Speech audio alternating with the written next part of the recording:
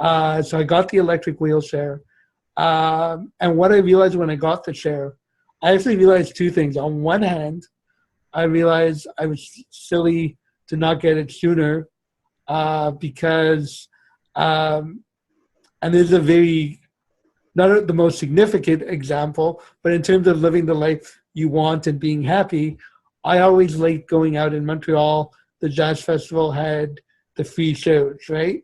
So when I was in CEGEP University, I would go out to the free shows, and then I stopped because it became too much walking. But then once I got the wheelchair, I was able to basically park my car, get out in the wheelchair, and go wheel around and enjoy the jazz festival.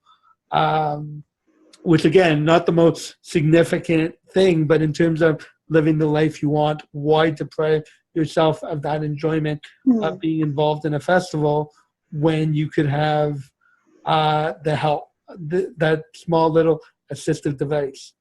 And what was interesting was that when I got the wheelchair, while the wheelchair actually made me in some ways stronger and more able to do stuff, the perception of people is that someone in a wheelchair is somehow sick or weak or Michael's getting worse.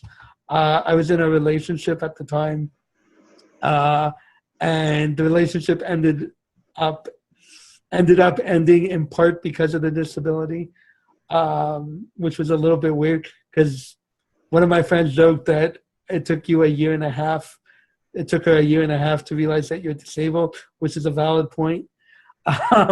So yeah, if a guy can take off his leg, that's a tip for your listeners. If a guy can take off his leg while doing relationships, we'll leave it at that to keep it clean.